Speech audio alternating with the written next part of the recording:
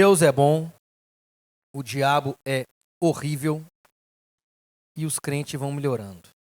Assim é a vida daquele que segue a Cristo. E que bom que essa frase nunca foi tão bem posta para uma pregação como hoje. Hoje é o último Legacy do ano.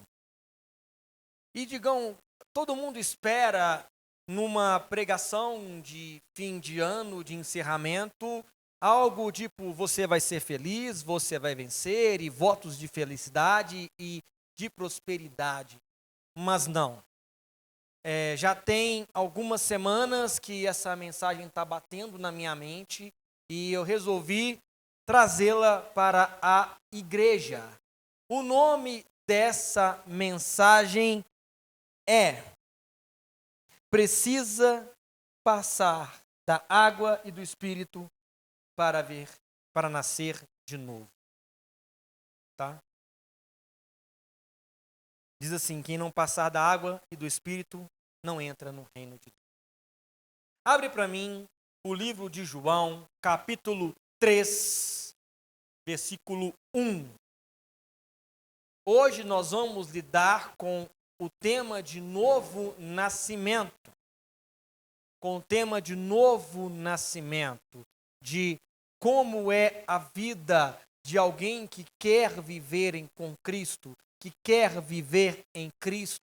Temos muitas expectativas. E se perguntar a você o que é viver em Cristo, muitos vão dizer que é fazer o bem, é amar as pessoas e ir à igreja. Eu tenho uma boa notícia para você e uma péssima notícia para você.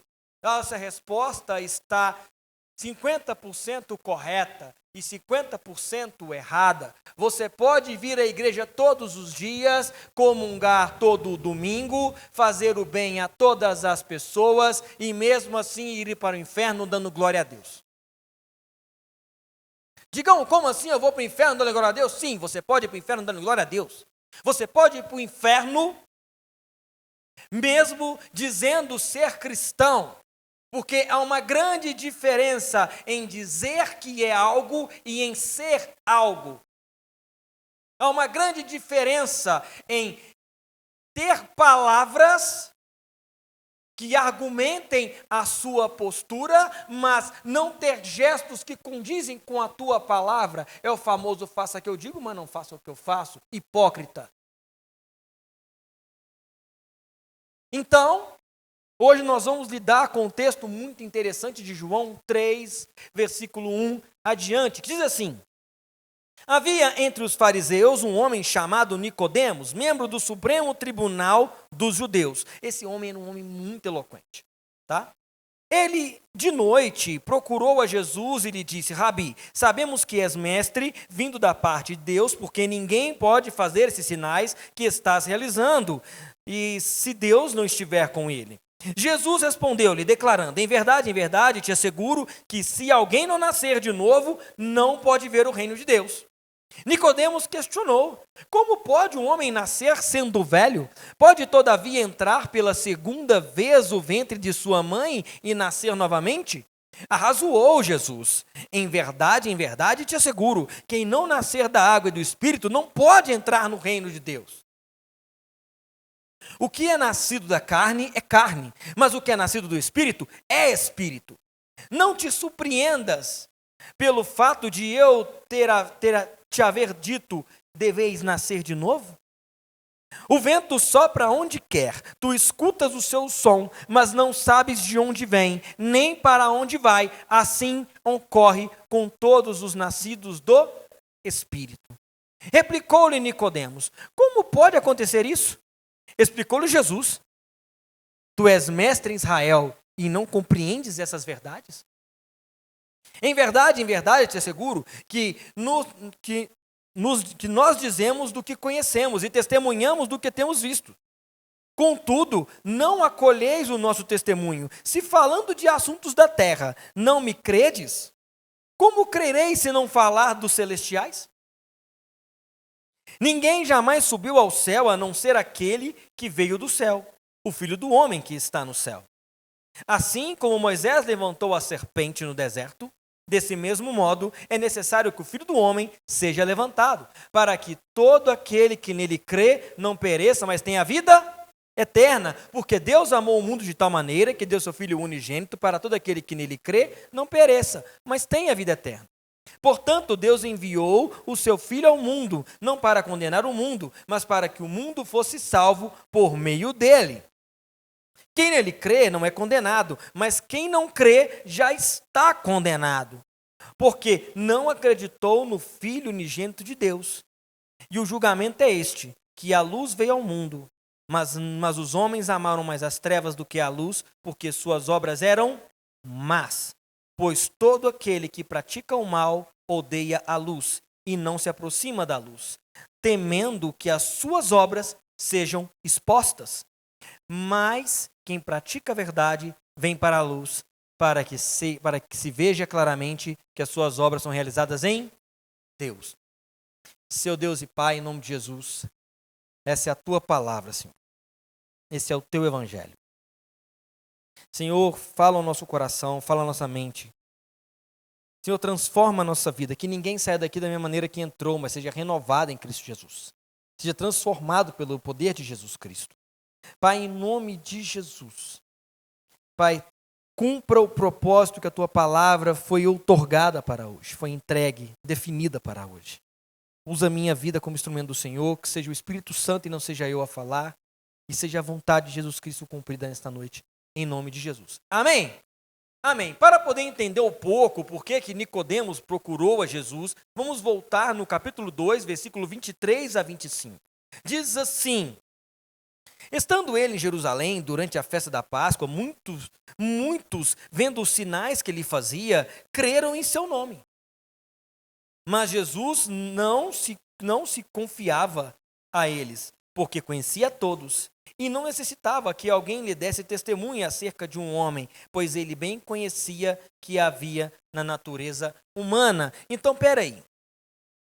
Nicodemos foi atrás de Jesus devido a um episódio importante envolvendo Maria Madalena, da qual Maria Madalena estava possessa por um demônio, e Nicodemos foi chamado para poder fazer a extremunção, para expulsar esse demônio, no qual ele não foi capaz. E passou-se um momento, Cristo encontrou com Madalena e tempos depois, Madalena foi encontrada por Nicodemos, da qual a viu sã, restaurada, transformada. E aí ele descobriu que foi Cristo que a transformou. Ah, Digão, onde você viu isso? Tem vez que The Chosen é legal. Tem vez. Tem vez. E uma das cenas de The Chosen mais interessante é o episódio 7, da qual Nicodemos encontra Jesus. É uma conversa bem interessante e muito, muito legal teologicamente, né? Para gente que é muito chato, ela tá legal. Veja The Chosen e veja com a Bíblia na mão, tá? Pode ter muita coisa errada ali, mas é apenas encenação e apenas para ilustração, não tem problema nenhum. Você pode ver em paz, viu? Quem fala que não pode ver é mentiroso. Fique esperto quanto a isso. Mas vamos voltar ao assunto. Nicodemos viu os milagres que Jesus fazia e operava. Então ele ficou interessado. Quem é Nicodemos? Não é Augustus Nicodemos, mas Nicodemos aqui é um fariseu e ele é um príncipe dos fariseus. Ele é da alta cúpula do Sinédrio. É o famoso manda prender e manda soltar. E quem é um fariseu? É um zeloso da lei. É um zeloso da lei dos homens. É um grande religioso. Tá? É aquela pessoa que você fala, lá vai a carola da igreja. É tipo isso. Você está me entendendo? Esse é Nicodemos. Um homem temente às regras das leis, envolvido com os fariseus, dos quais, depois de muito tempo, criaram interesses políticos. Mas Nicodemos, comovido por aquilo que Cristo fazia e que ele viu Cristo fazer, quis um encontro com Jesus à noite. Digam, por que à noite? Porque pode gerar muito burburinho, muita confusão. E pela sua posição no sinédrio, poderia lhe custar a tua cabeça na posição naquela cadeira. Então, ele encontra Cristo à noite. The Chosen vai mostrar um terraço muito bonito, legal, pouco iluminado. A cena é bonita. Põe lá no YouTube, é legal. Mas Nicodemos chega e começa assim. Havia entre os fariseus um homem chamado Nicodemos, membro do Supremo Tribunal dos Judeus. Ele de noite procurou Jesus e lhe disse: Rabi, sabemos que é mestre da parte de Deus. Ele já chega falando: Jesus, você é mestre. Você é o cara. Porque ninguém pode fazer esses sinais que estás realizando se Deus não estiver com você. Você é usado por Deus, você é uma pessoa transformada por Deus, você é um mestre na palavra, você é eloquente no falar. Jesus, você é o cara! E Jesus não cantou a música do Roberto Carlos, o cara sou eu. Jesus simplesmente olhou para ele e disse: em verdade, te asseguro, Nicodemos, se você não nascer de novo, não pode ver o reino de Deus. Pensa bem. Você vai todo domingo na igreja. Você dá a sua ofertinha. Você faz a comunhão com os irmãos. Você dá aquela moedinha de R$1 no sinal do trânsito. Você anda extremamente correto. E chega diante de Jesus, ele fala assim: se você não nascer de novo, você não vai entrar no reino de Deus. Jesus, mas eu leio 15 capítulos da Bíblia por dia, o problema é seu. Para mim, você tem que nascer de novo. Ele está falando isso para quem? Quem que é a pessoa que ele está falando isso aqui? Um mestre. Alguém que tem todo o aparato teológico, toda a sistemática, todo o aparato acadêmico para expor as escrituras, por toda a avidez, guardava praticamente toda a lei. Ele não está falando com qualquer um. Ah, mas vamos trocar, ele está falando com um Digão. Eu, Rodrigo, cheguei lá para perto de Jesus. Não, legal, Digão, você dá discipulado, não, que legal, você prega, você toca, você canta, você dá recado, você anima as pessoas, mas se você não nascer de novo, você não entra no reino. E esse é o primeiro ponto. Se eu não nascer de novo, eu não entro no reino de Deus. E o que é nascer de novo? O que é nascer de novo? Ele vai continuar. Que Nicodemos fala, questionou. Como pode um homem nascer de novo sendo velho? Pode, todavia, entrar pela segunda vez no ventre da sua mãe? Olha como que Nicodemos dá um bug na mente dele. Um cara extremamente eloquente aqui, ele está revoltado, ele não está achando legal essa conversa. Para ele é uma afronta. Para ele é um confronto. E vou te dizer, se você vai num culto e não tem confronto da palavra com a tua vida, muda de igreja, tem um trem errado. Se lá só tem palavra que você vai vencer, que você vai prosperar, muda de vida. Muda de igreja. Some da vida desse povo. Esse povo não presta. Arrazoou Jesus. Em verdade, te asseguro, quem não nascer da água e do Espírito não entra no reino de Deus. Como assim não entra no reino de Deus? Como assim, Digão? E o versículo 6 vai dizer, o que é nascido da carne é carne, o que é nascido do Espírito é Espírito. Não te surpreendais pelo fato de eu tiver dito, deveis nascer de novo. Esse homem ele ficou com um bug na mente. Ele ficou com um bug na cabeça. Porque o que é nascer? O que é carne? O que é Espírito? O que é nascer da água? Nascer da água? Que água que é essa? Há muitas posições teológicas. Uma delas fala sobre o batismo de João. que é o batismo por arrependimento. Essa é uma das posições que se apresenta muitos teólogos. Eu não fico com essa postura, eu gosto de ficar com Ezequiel 36, 25, 23. Ezequiel 36, 25, tá? A 27. Eu gosto de ficar dessa parte. Por quê? Que proveito teria para Nicodemos batizar-se de novo? Ele já é um fariseu.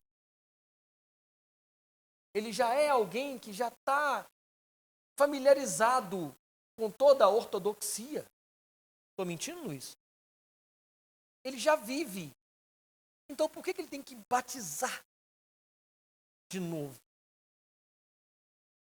Por que ele tem que fazer um rebatismo de arrependimento? Ele tem que se arrepender? Sim. Ele tem que sim. Ele tem que nascer do Espírito? Sim. Ele tem que nascer sim.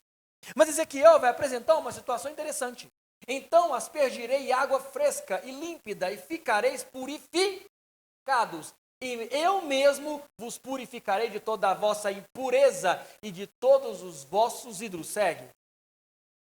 Eu vos darei um novo coração e derramarei um espírito novo dentro de cada um de vós. Arrancarei de vós o coração de pedra e vos abençoarei com o coração de carne.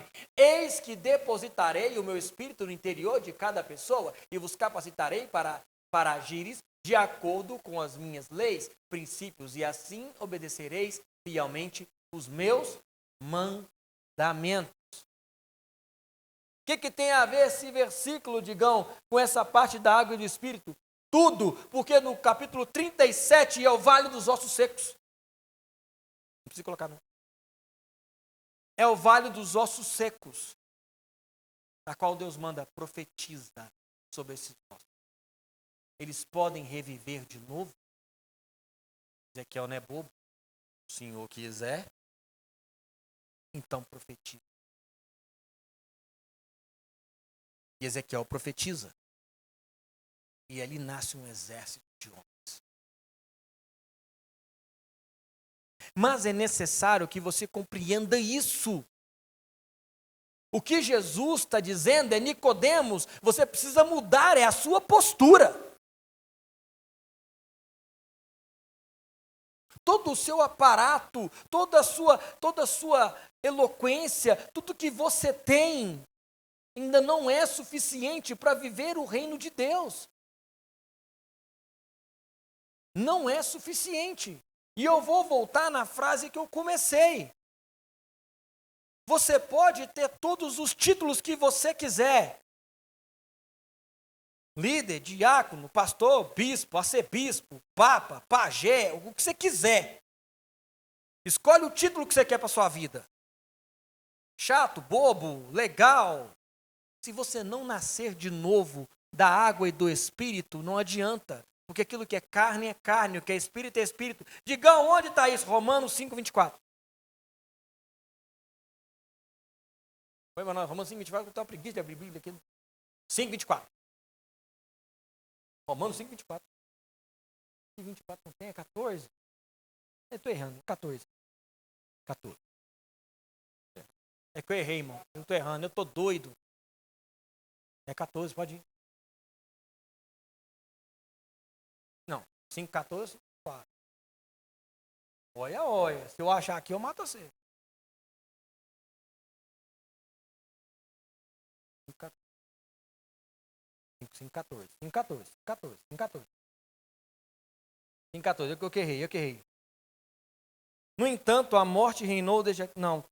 Eu que errei. Eu que estou errado. Eu que estou errado aqui. 1 Coríntios, tem Romanos. 5, 24. Vê se é isso mesmo. Não é não? Então põe Romanos 5, fazendo favor. Gálatas 5. Gente, eu errei aqui. Não, precisa ser 5, 24, não. Pode ser começo. 5. Eu anotei errado. Eu pensei uma coisa, coloquei outra. Gálatas, Efésios, Filipenses, Colossenses, Tessalonicenses. 16, 5,16. Diz assim: portanto, vos afirmo, vivei pelo Espírito de forma alguma satisfarei a vontade da carne. 16, começa desse jeito, 16. Portanto, vos afirmo, vivei pelo Espírito e de forma alguma satisfarei a vontade da carne. Portanto, a carne luta contra o Espírito luta contra a carne. Se opõe um ao outro, de modo que não consegueis fazer o que quereis. Contudo, se sois guiados pelo Espírito, já não estáis mais subjugados pela lei. Ora, as obras da carne são manifestas: imoralidade sexual, impureza, libertinagem, idolatria, feitiçaria, ódio, discórdia, ciúme, ira, egoísmo, dissensão, facções, inveja, embriaguez, orgias e tudo que se pareça com essas perversidades, contra os quais vos advirto, como já vos preveni antes. Os que as praticam não herdarão o reino de Os que as praticam não herdarão o reino de 22. Entretanto, o fruto do Espírito é amor, alegria, paz, paciência, benignidade, bondade, fidelidade, mansidão, domínio próprio. Contra essas virtudes não há lei.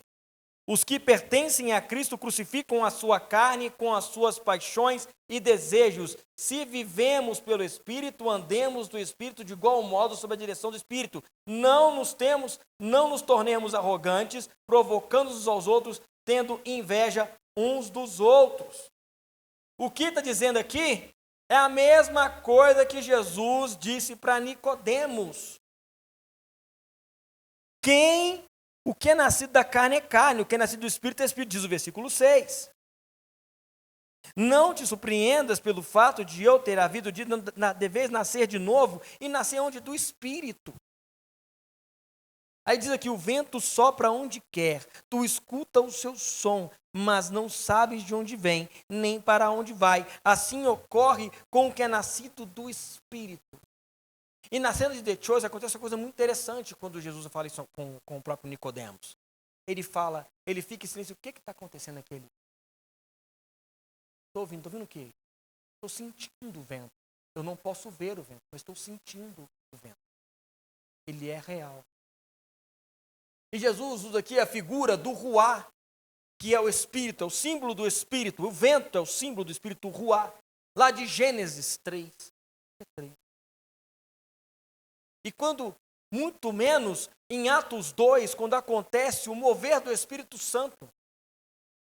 Atos 2. Gênesis 2, isso. Gênesis 2 3 é a queda e 2 é a criação do homem. Ruá é o nome dado ao Espírito. É a vida. É o sopro de vida. É o fôlego de vida. Então, esse aqui é o movimento do nascido de novo. Quando o Espírito Santo entra na tua vida e muda o teu ser. Espírito, enche a minha vida. Espírito, enche a minha vida. Enche-me com teu poder, pois de ti eu quero ser. Espírito, enche o meu ser. Mas para ele encher o teu ser, a carne tem que morrer. Não dá para viver dois senhores na sua vida. A carne tem que morrer. Você tem que matar essas vontades. Você tem que matar essas situações. Esse ímpeto que você tem. Esses pés vacilantes que te levam onde você não deveria estar. Digam, mas é gostoso. Eu também acho que é gostoso, mas não é bom estar lá não. Se fosse olhar por tudo que eu gosto, aquela frase maligna que tem no Instagram, faça o que te faz bem, ia 190% da terra para o inferno. E se for olhar o que te faz bem, é tudo que é contra Deus. Estou mentindo? Se fosse assim, o que você quer fazer, já era. Então, nesse contexto, Jesus está dizendo, Nicodemos, a toda a lei que você tem não serve de nada se você ainda está preso nos seus desejos escusos. Não te serve de nada. Essa é a mensagem de Cristo para Nicodemos.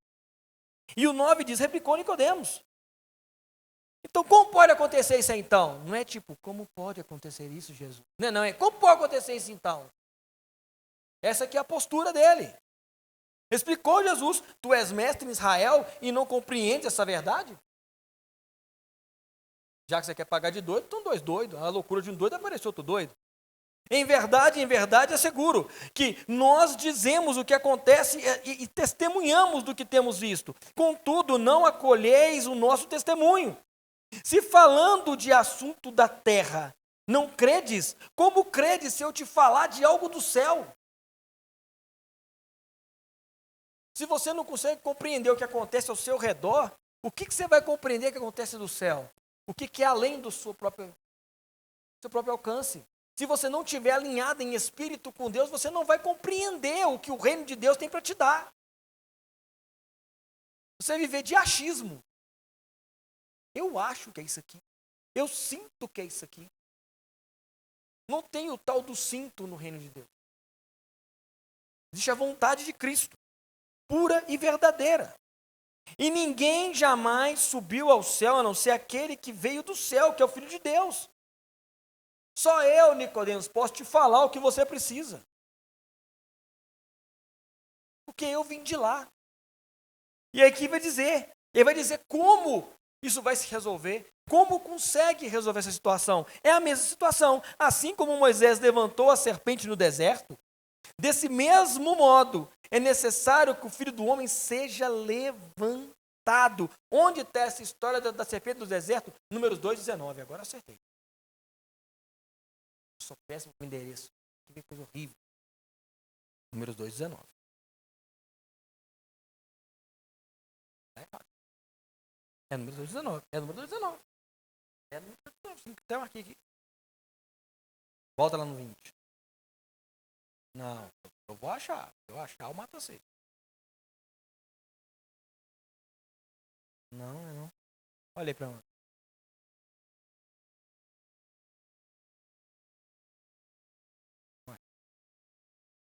Isso que dá se não marcar o trem jeitinho?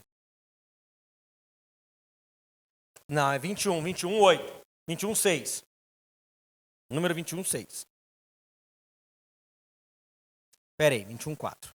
Então os israelitas partiram do Monte Or, pelo caminho do Mar Vermelho, que havia até o Golfo de Acaba, para dar volta em redor da região de Edom.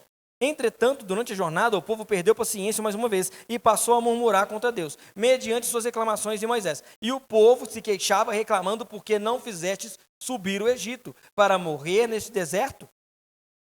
Por que me fizeste subir o Egito para morrer nesse deserto? Estou questionando a Deus. Pois não há pão, nem água. Estamos enfastiados deste alimento miserável, que é o maná. Então o Senhor enviou contra o povo serpentes peçonhentas, cuja a mordedura queimava como brasa viva. E muitos foram os que morreram envenenados entre o povo de Israel. O povo se reuniu e correu para Moisés, suplicando: pecamos ao abrirmos nossas bocas para murmurar contra Yahvé e contra ti. Rogamos, pois, que intercedes junto ao Senhor por nós, a fim de que ele afaste de nós estas obras horríveis.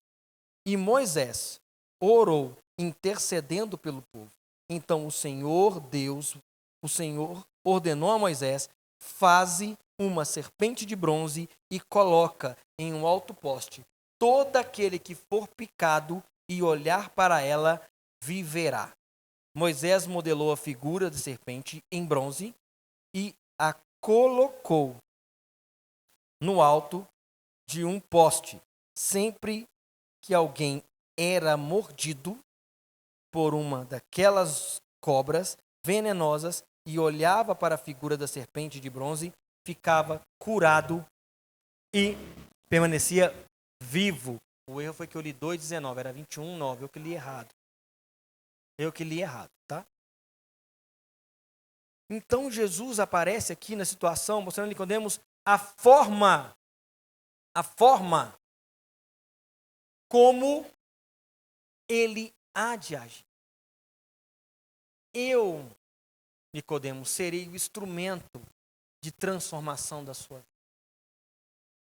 Nicodemos, sou eu que faço a diferença, porque foi eu que encontrei um endemoniado em meio ao cemitério, expulsei deles demônios, e posteriormente ele estava pregando a palavra do Senhor quando eu encontrei. Foi eu que encontrei uma mulher samaritana num poço, adúltera, perdida, e eu restaurei a sua vida. Foi eu que encontrei Saulo de Tarso, e troquei a vida daquele homem de matador de cristão para pregador da minha palavra. E é assim na minha vida e na sua. É assim na vida do garile da rua, da moça que vai passar ali embaixo. É assim. Jesus está disposto para mim e para você todos os dias, para que possamos mudar a nossa postura. Mas depende de nós querermos nascer do Espírito e morrer, matar a carne, nascer da água e do Espírito. Depende de nós querermos isso. Depende de nós darmos esse passo. Ah, digam, mas como assim? Nós somos eleitos por Cristo. Exatamente, nós somos eleitos por Cristo. Mas se ninguém pregar para você, como é que vai ser? Se o Espírito Santo não levar a mensagem até você, ou você acha que por osmose você vai aparecer numa igreja?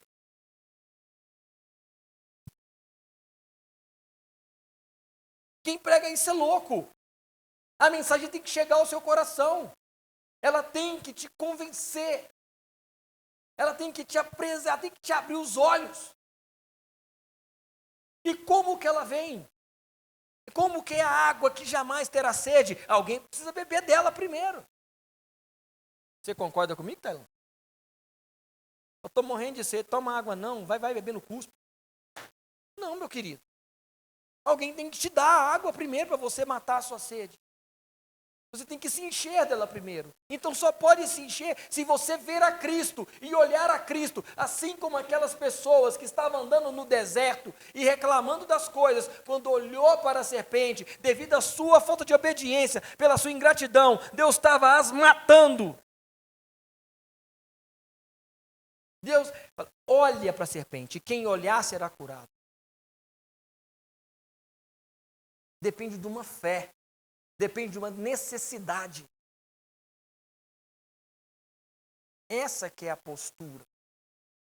Mas digam, não é o meu caso. Realmente não é o nosso caso. Mas o nosso caso é de Romanos 1:26. Que Deus entrega ao ser humano as suas próprias paixões. Os homens amaram mais as suas vontades do que a Deus. Então Deus falou assim, então tá bom, vou dar a vocês uma coisa pior que está na mão do diabo. É você estar na mão de vocês mesmos. É o que diz Romanos 1:26 à frente. Os homens quisiam viver os seus prazeres, então Deus entregou eles aos seus próprios prazeres. E qual foi o resultado disso? Devassidão, perda. E quase disso uma nova arca de Noé com um monte de água. Quase isso aconteceu. Não vai acontecer mais, porque Deus prometeu que nem aconteceu. Se preocupa com a próxima frase. Porque você falou que não vai vir água. Então, comece a pensar nisso. Comece a entender isso. E aí vamos entrar na terceira fase, que é o arrependimento. Para você olhar para Cristo e querer mudar de postura, você precisa arrepender. E o que é arrepender? Arrepender é quando você está dirigindo de carro e você vai, troca de rota. Você muda o caminho, não é dar um 360, é um 180. Porque eu conheço inúmeras pessoas que vêm na igreja, senta nessa cadeira e dá 360. Ele está vivendo uma vida errada, ele está vivendo a vida errada. Ah, eu me arrependi, então eu vou mudar de rota. Você só está no mesmo caminho. Você só está fazendo o inverso, é uma via de mão dupla, você só está voltando para o mesmo caminho. Estou mentindo?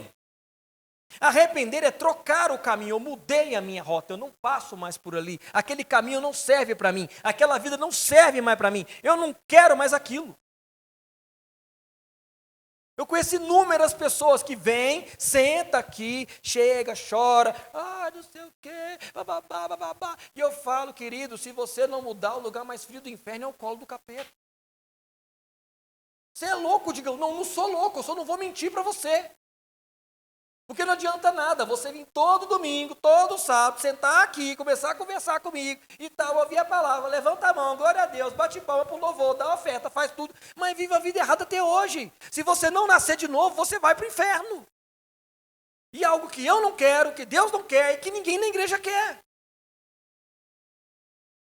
Mas isso é que Cristo está apresentando. Cristo está dizendo, Nicodemos, não adianta, meu querido. Você precisa mudar a sua conduta. Então, para um novo ano, nova conduta. Porque já não está chato todo ano você falar que ano que vem eu vou fazer dieta. Já não está chato? Não, vamos ser honestos. Já não está chato? Ano que vem eu não vou ter dívida nenhuma. No outro dia a CEMIG bate lá, está atrasado sua conta. Não, vamos ser honestos. Vamos ser honestos. Ano que vem eu começo, mas ainda falta 30 dias para chegar o ano que vem. Você não pode começar segunda-feira, não. Você pode comer feijão da manhã, segunda-feira você começa. Quando você vai começar a mudar de vida? Quando você vai ficar? Quando? Porque Cristo espera isso de você. Cristo está esperando isso de mim. Eu estou pregando para você, vocês não sabem o quanto que eu já chorei tentando pregar isso aqui. Porque a primeira pessoa que tem que ouvir essa mensagem sou eu. O primeiro que tem que ouvir sou eu. E eu tenho que olhar para mim e falar que miserável homem que eu sou. Fazer da frase de Paulo uma verdade na minha vida. Eu sou um miserável. O tanto que eu reclamo com Deus. O tanto que eu reclamo com Deus. O mínimo que eu queria, o mínimo que eu merecia era um raio na minha cabeça. Era o mínimo que eu merecia. Porque o que Deus já fez na minha vida, e minha irmã está ali testemunho. O que Deus já fez na minha vida, o mínimo que eu tenho que fazer é mudar. E é só mudar. Digam, mudar dói. Então fica nessa vida lixo que você vive. Vai lá, mentiroso. Vai ver onde é que você vai chegar. Nossa, essa pregação é dura. Não, nem aí. Eu não vou amaciar a carne para você viver no inferno. Se for necessário eu puxar, eu levar você arrastando para o reino de Deus, eu vou te levar. Se eu tiver que machucar minhas costas, carregando 3, 4, 5, eu vou machucar. Eu não quero te ver no inferno. Não é essa a minha postura. Não é para isso que Deus me chamou. Não é para isso que Deus chamou ninguém para o reino dele.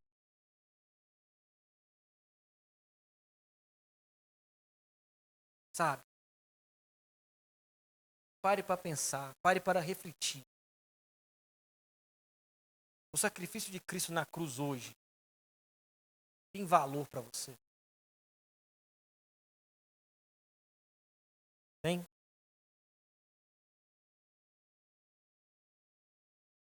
O sacrifício de Jesus hoje é o suficiente para você?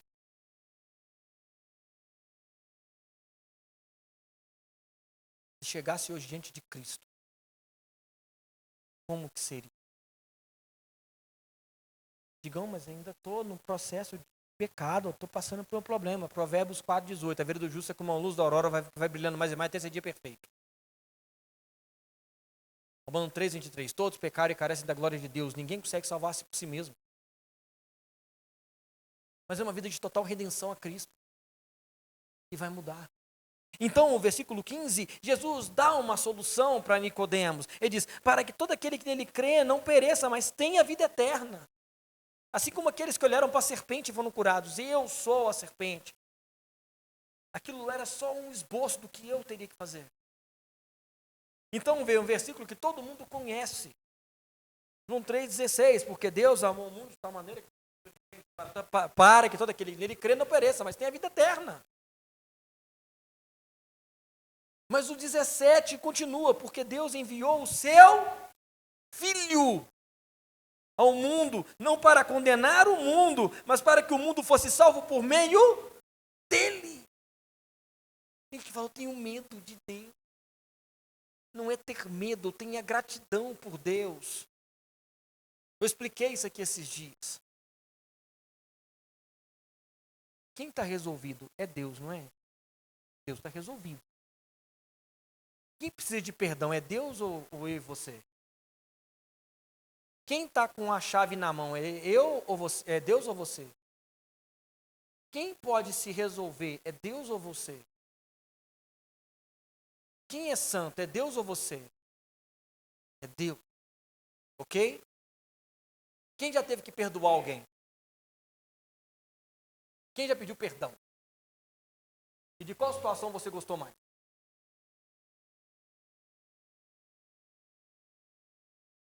Perdoar é muito mais legal, não é? Sabe por que é mais legal perdoar? Porque a chave está na sua mão. Pedir perdão é terrível. Você tem que passar o... Como é que chama o negócio lá? O pó de peroba na cara e falar, me perdoa porque eu errei. Ambos têm que perder algo. Ambos têm que perder algo. Você vai perder a sua postura para pedir perdão. Mas quem te perdoa vai perder o direito para que você vença. Para que você se redima. Então, quando você lê essa parte, que Deus enviou o seu Filho ao mundo, não para condenar o mundo, mas para que o mundo fosse salvo por meio dele, é Deus dizendo, eu decido perder o meu filho para não perder você. Eu decido perder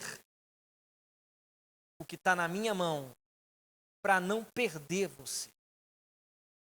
Eu decido ficar abalado, eu decido tirar o direito meu para que você tenha direito.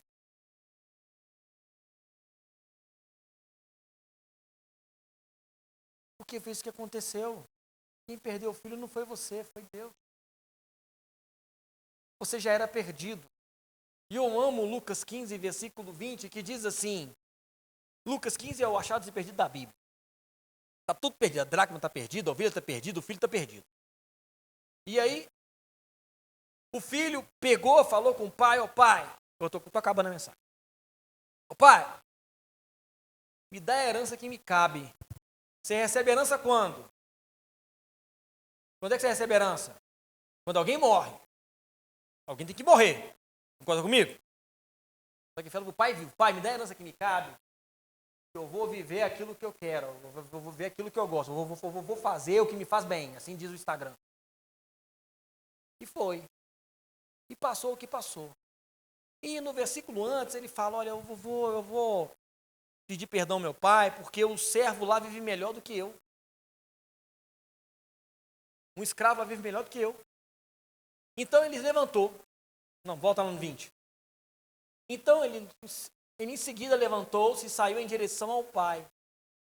Vinha caminhando, ele ainda distante, quando seu pai o viu. Ele estava indo o filho foi no caminho? Foi, não foi? Quem viu ele no caminho?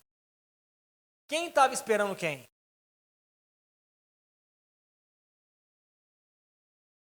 Pleno de quê? Compaixão. Correu ao encontro do seu. Quem tinha que correr? Quem correu? E muito o abraçou e o beijou.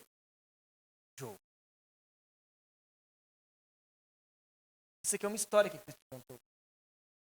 Mas é uma tipologia de Deus com o homem. Nós pecamos. Nós que mas é ele que estava esperando. E foi ele que deu o primeiro passo.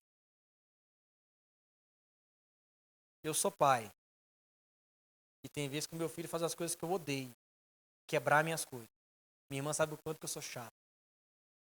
E meu pai me deu um carrinho, e foi o único carrinho que meu pai me deu na vida. Único que me deu na vida. Meu pai não tinha condições de me dar carrinho. Ele me deu um único carrinho. Foi um...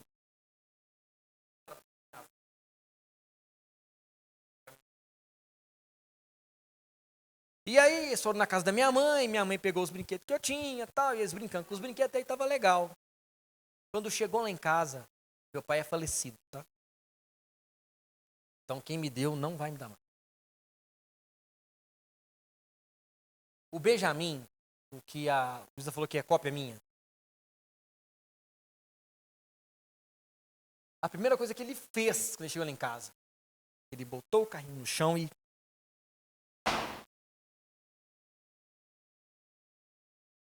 ele quebrou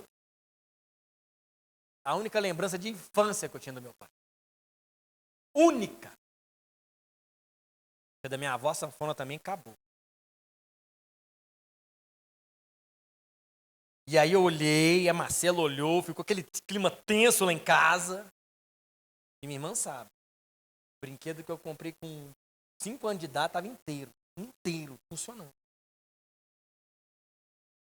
Eu olhei, respirei fundo. Ele olhou para mim assim, disse assim, vem cá. Deixa eu te ensinar a brincar. E peguei o caminhãozinho amarelo que ele não conseguiu destruir. E fui brincar com o caminhãozinho amarelo com meu filho. O que isso tem a ver, Digão? É que você precisava se redimir. Eu precisava de...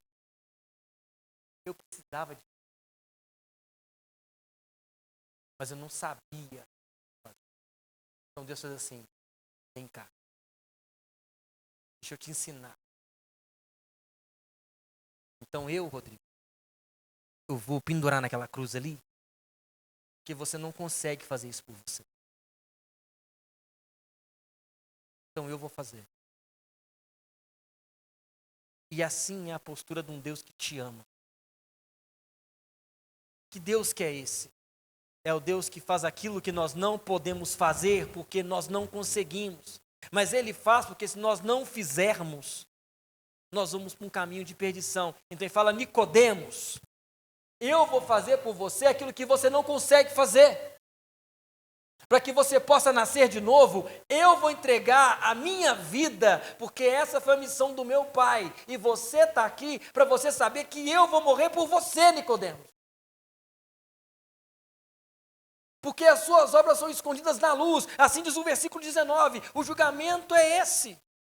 A luz veio ao mundo, Jesus veio ao mundo. Muitos não querem Jesus, porque se for para Jesus, vai ter que apresentar suas obras ruins.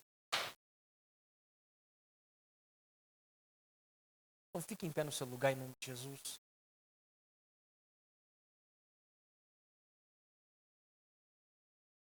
Mas o 21, que é o último versículo. Mas quem pratica a verdade vem para a luz. Quem se redime vem para a luz. Para que se veja claramente que as suas obras são realizadas em Deus.